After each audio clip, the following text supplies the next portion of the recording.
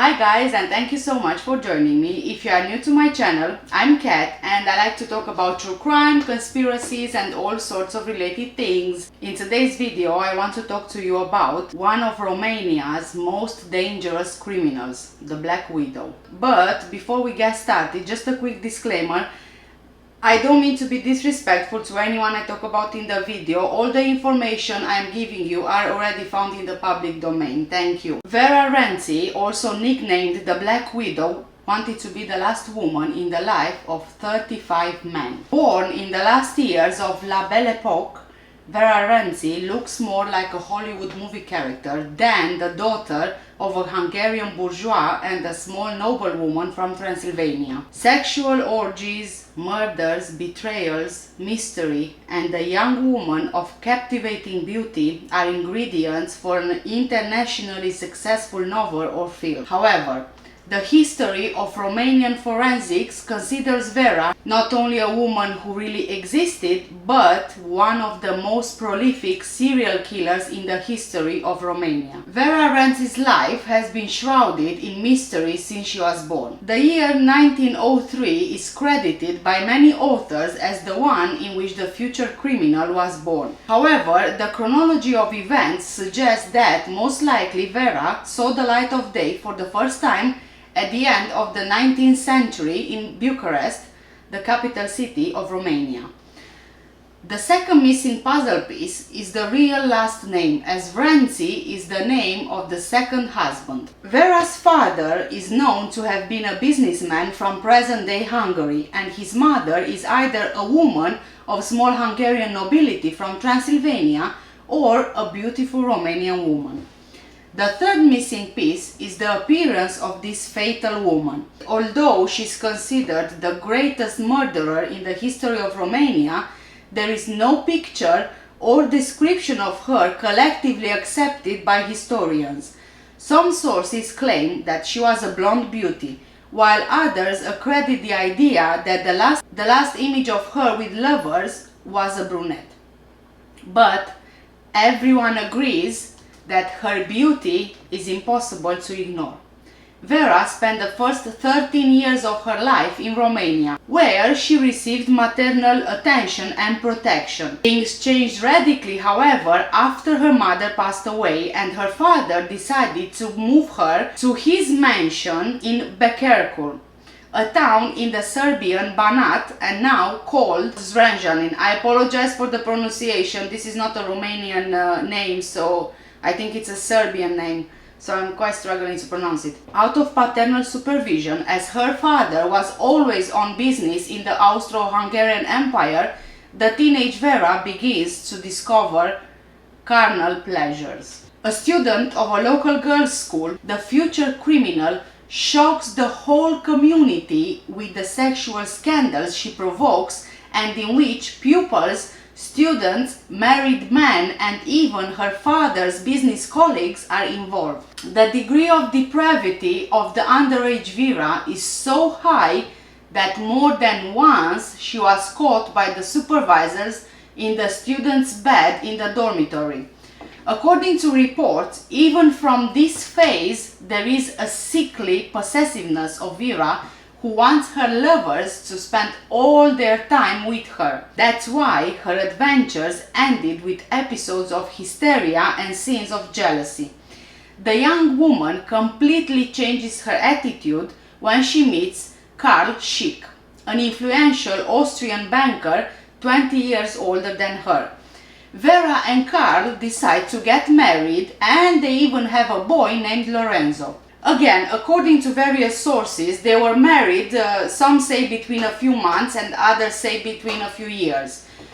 During this period, Vera actually turns into a model wife and a model mother at that. She gives up on any love affairs, but not on jealousy. Karl's busy schedule makes Vera suspect him of having a mistress. The suspicion was fatal for the man, who suddenly disappears, just vanishes into thin air. Later, Vera tells authorities he died in a car accident in Bucharest, after he had previously left her. Even though no one found Karl's body, Vera has been in mourning for 1 year. After the period of mourning ended for her, she goes back into the Viennese society, where she meets Joseph Renczi, a conqueror much closer to her in age and extremely rich. It was just a hope for the second marriage, the late Karl Schick, an unimportant issue in the eyes of the authorities, for whom the status of a woman in the high society like Vera takes precedence over the evidence and issues her a death certificate based only on the story of the accident in Bucharest. So basically the authorities believe that her husband died in a car accident just because of her being in the high society. That tells you a lot of things about the police in that age. The marriage with Renczi is full of man's infidelities and hysteria, scenes of jealousy and even death threats from Vera. All this ends abruptly when Joseph falls sick, dying of an unknown disease. Now, at this point, Vera, she seems to forget all the humiliations that she suffered and takes care of him with unexpected devotion. However, this doesn't help Renczi much, who disappears from the landscape just like her first husband.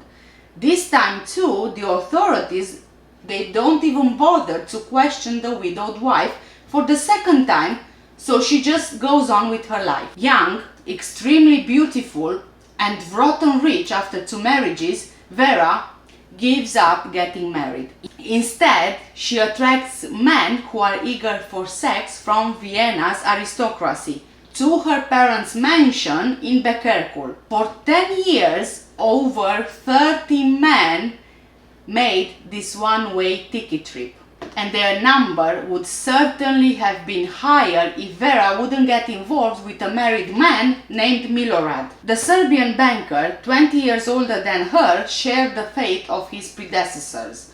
Only his wife did not want to give up without finding out what really happened. The first information brings the authorities to the door of the Belle Epoque mansion, where they have the first surprise. Vera answered them calmly with the reply, "I knew you would come to visit me, gentlemen." Given that no one even accused her of anything, she acknowledges her relationship with Milorad, but claims that she broke up with him as soon as she found out he was married.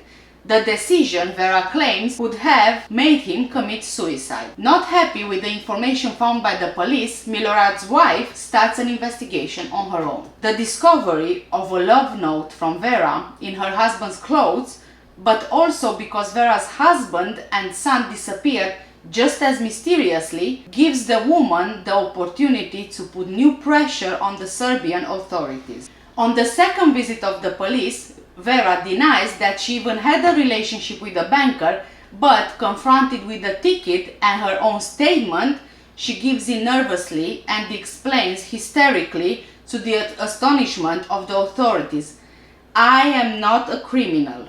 Her nervous breakdown leads to the search of the entire mansion, including the crypt. Here, in the crypt, in front of the eyes of the authorities, a show worthy of horror movies is revealed. 35 zinc coffins placed in a circle, and in the middle an armchair and a table on which there's a candlestick with candles, a bottle of champagne and a cup. On each coffin was placed a label with the name of the occupant written on. In this room, Vera came whenever she felt the need to shut up and talk to the ghosts of her ex-boyfriends. She then confesses in the semi-dark crypt, lit only by a few candles. The review of the coffins and the characterization of each victim ends in front of the 12th coffin, where Vera collapses in pain. It was the coffin of Lorenzo, her 10-year-old child she had killed after the boy found out about his mother's dark secret. All her victims have been poisoned with arsenic, but 2 men received special treatment. Milorad also received strychnine to die sooner, which is essentially a pesticide, and Joseph Renczi, her second husband, was imprisoned in a coffin while he was still breathing. The woman's explanation was as hallucinatory as the behavior. She wanted to be the last woman in the men's lives. I think Vera used zinc coffins to protect herself from potential arsenic poisoning from her victims. Or maybe because in those times zinc coffins were quite popular, especially in the upper classes, as they don't really rust. I think that this goes to show that it all probably stemmed from when she lost her mom, when her mom died, and then also being with her dad, but her dad was always on business trips. So I think that she actually missed that father figure in her life, and that's why she did what she did to this man, and that's why if she can't have them, nobody else will. The end of Vera Renczi was predictable. Sentenced to death, her sentence was commuted to life imprisonment, as women could not be executed under Yugoslav law. In prison, her psychic gave way, and witnesses say she thought she was surrounded by everyone she killed and talked to them for hours. Diagnosed with schizophrenia, Vera was hospitalized in a hospice where she died of a cerebral bleeding in 1960 in Serbia. And this is the story of the most prolific serial killer of Romania. Please let me know, guys, what you think in the comments below, if you've ever heard of this case or if you ever knew that Vera Renczi was actually from Romania. Thank you so much for watching, and I will see you in my next video. Bye!